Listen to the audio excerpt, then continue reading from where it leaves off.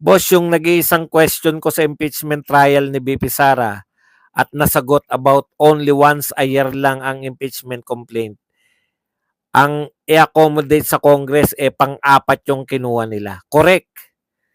Ako matagal ko nang nasa isip 'yan at nagtataka ako bakit yan yung sinasabi ko sa inyo, ito po yung patunay kung bakit ako bilib na bilib sa mga Duterte, no? Kasi nga po yung mga pinagtatakhan ko na bakit hindi nila kino-question, yung pala nirereserba nila yan, no, para pag subong-subo na sila. Kasi pwede nilang questionin noong January, di ba? Yung pag ano, bakit hindi nyo inactionan yung number one? Kung sinabi nila yun, hindi sila makakarating dito sa pirmahan ng complaint number 4. With the hardcore business mindset of USA President Donald Trump, it's a first in American political history that a president has compelled to have it audited. O hindi lang po yung Congress, pati po yung Pentagon. Yung CIA, pinapa-audit din yung CIA. Pati po yung USAID. Naku, ang dami po nila. Pinatigil nga yung USAID. Kaya pumapalag po yung mga media. Ang dami palang sinusuportahan na media niyang USAID na yan. In commemoration sa EDSA People Power. Opo, si Santa Mama, Mama Lenny, wag ka na sanang paggamit sa mga tukmol na sinahayderian. Pinipirahan ka lang. Teacher's Pet TV, tahimik si Hayderian sa nangyayari sa Iran ngayon. Badongers, di ka na cute, kompleto ng ngipin mo. Kumusta na po yung AK-47 ni Llamas? Wala na pumapansin dyan kay Llamas. Nalaos din yung si Isguera eh. Di ba? Wala na rin nanonood eh.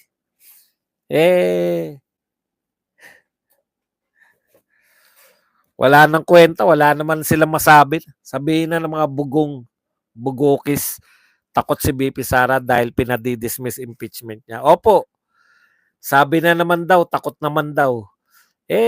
Legal battle po yan. Hindi po pwede na kayo masunod.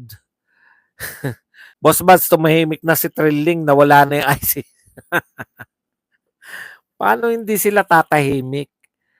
Ito po yung banta ni Trump. Sabi ni Trump, lahat ng nakikipagtulungan sa ICC, lalo na sa mga bansang hindi naman miyembro ng ICC at nakikipagtulungan kayo, pinipepres ni Donald Trump yung mga pera nyo sa Amerika, sa mga bangko na nag-ooperate sa Amerika. O ibig sabihin po, halos lahat ng bangko yan kasi pati po yung mga bangko na hindi Amerikano pero nag-ooperate sa Amerika, damay-damay po yan. Halimbawa, HSBC, Hong Kong, Shanghai, di ba? HSBC. Marami yan, kahit saan, nakikita ko yan. O hindi po sila pwedeng hindi nila i-press yung mga ari-arian mo. Tapos, bawal pa silang bumiyahe sa Amerika. Travel ban. Si BBM parang nabubuang na, Sir Buds. Wala kasi siyang wala may pagmalaki kundi yung Octa Arts Dancers Survey. Mga dancer lang yan, nagpa-survey na. Sir Buds, pag mga set of lawyers na ba si BP Sara, matagal na po. Ayon nga kay BP Sara, bumuo na kagad siya ng legal team nung sinabi pa lang ni Franz Castro na pinag-uusapan na nila sa Kongreso. Alam mo naman si Franz Castro, nauna yung dakdak. Plano pa lang nila, inaano na. Crazy, may mag-i-space ako bukas, punta ka, maraming legal opinion doon sa mga legal issues. KB, nagising ako. Boss Buds, pabor ka ba na umpisahan ng impeachment trial ni BP Sara sa madaling panahon. Huli ka naman, Sec Ben.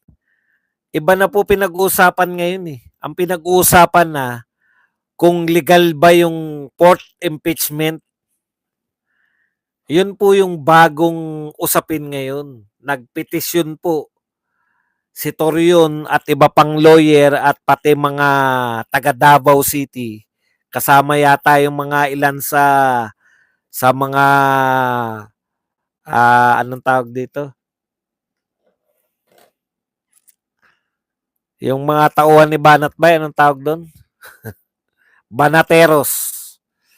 O kasama po doon sa mga pumirma sa petisyon na pinitisyon nila yung Supreme Court na ideklara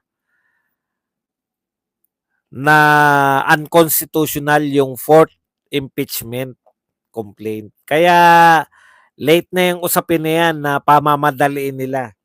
Kinakailangan munang ma-resolve kung constitutional ba mismo yan. Kasi nga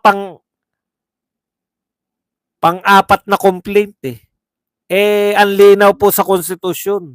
Isang impeachment complaint lang ang kinakailangan entertainin sa loob ng isang taon. Ngayon, kung hindi nila in-entertain yung unang impeachment complaint, hindi po kasalanan niya ni BP Sara. Kasalanan nila yan. Ang tanong, kung yung ikaapat ba, malinaw po sa Constitution to, hindi po interpretation ng law to. Nakalagay po sa Constitution, isang impeachment complaint lang. Yun, dun po sila tinitira ng mga Duterte ngayon. Mahusay. OMG, hindi ba bagets ang target ni Pacman? Yowers, ba't ganon?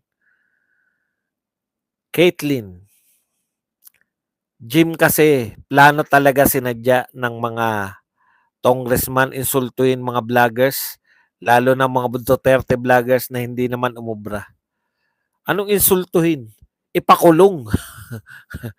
Boss Bats, halatang hindi pinag-isipang mabuti impeachment ni BP, bara-bara yung ginawa.